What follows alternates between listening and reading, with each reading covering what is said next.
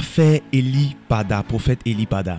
Salut à tous, j'espère que vous allez bien. Bienvenue dans cette vidéo où nous allons parler d'une affaire qui est en train de remuer la toile actuellement et qui est en train de bouger la Côte d'Ivoire.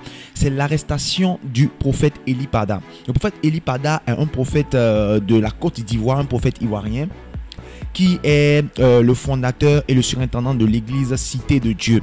Et cet homme de Dieu a été plébiscité récemment, a été connu sur tous les réseaux, sur internet à cause de l'exactitude de ses prophéties, les prophéties sur le plan international.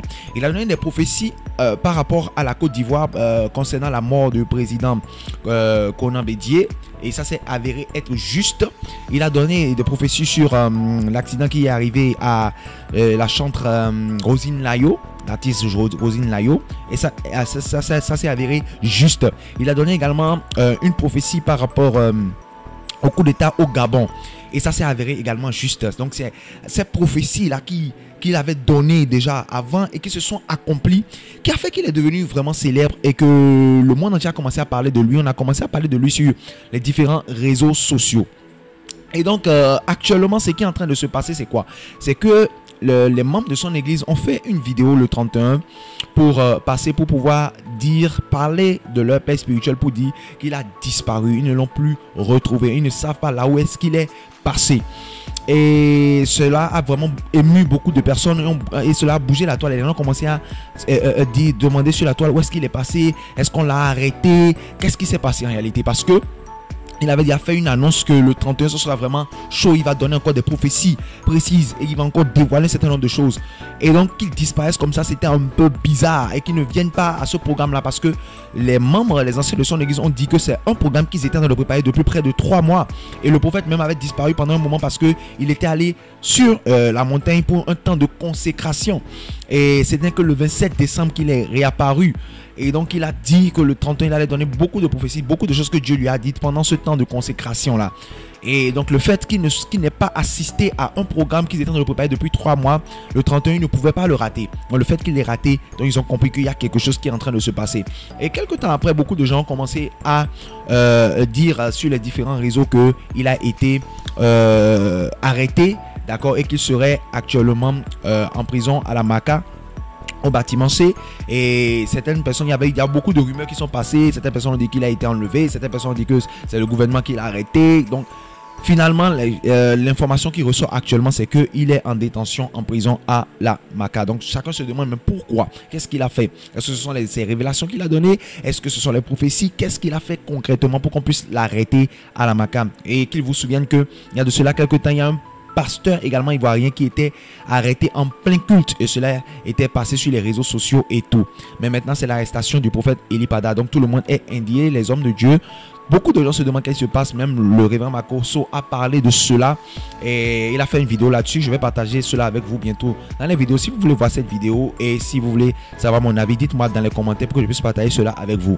Donc il est très important que nous, en tant qu'enfants de Dieu, quelle que soit la situation, quel que soit ce qui se passe, que nous puissions soutenir nos héros.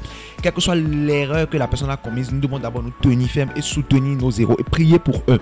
La Bible dit que l'apôtre Pierre avait été arrêté parce que lorsque l'Hérode a vu qu'il a décapité Jacques et que ça a plu au peuple, il allait arrêter encore Pierre. Mais cette fois-ci, l'église s'est levée, ils ont dit non, tu ne peux pas faire du mal à Pierre. Ils ont prié, ils ont appelé le roi des rois, Jésus-Christ, et Pierre, Dieu a envoyé l'ange qui a libéré Pierre. Donc notre responsabilité avant toute chose, et surtout pour nous qui sommes un peu loin, c'est de prier. C'est de prier pour le prophète. Et je prie maintenant afin que le Seigneur puisse avoir pitié de lui, pour son serviteur, que le Seigneur le garde et le protège partout où il est, que le Seigneur le fortifie vraiment. Il a besoin vraiment de cela, que le Seigneur le fortifie. C'est une étape qu'il est en train de traverser, et c'est pas cette étape-là. Dieu va encore le lever davantage. Le nombre de personnes qui sont de le connaître aujourd'hui grâce à cette affaire incroyable.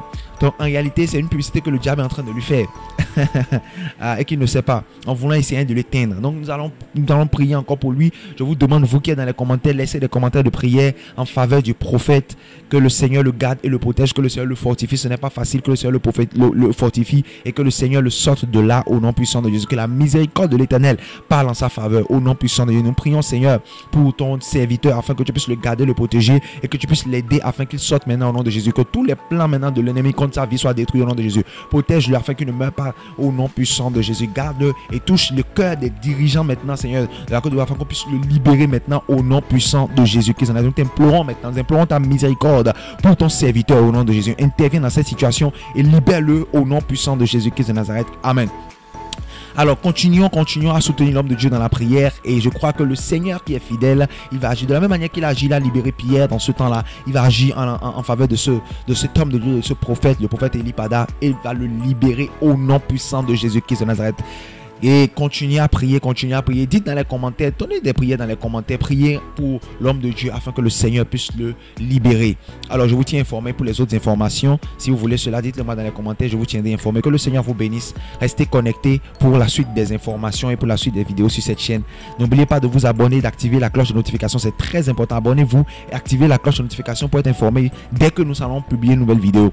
Likez la vidéo, partagez le lien de la vidéo autour de vous et donnez-nous vos avis dans les commentaires et priez surtout pour le prophète. Que le Seigneur vous bénisse. Soyez bénis. Shalom, shalom.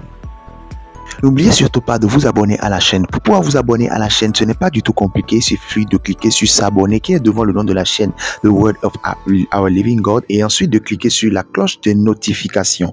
Et lorsque vous cliquez sur la cloche, vous cliquez ensuite sur toutes.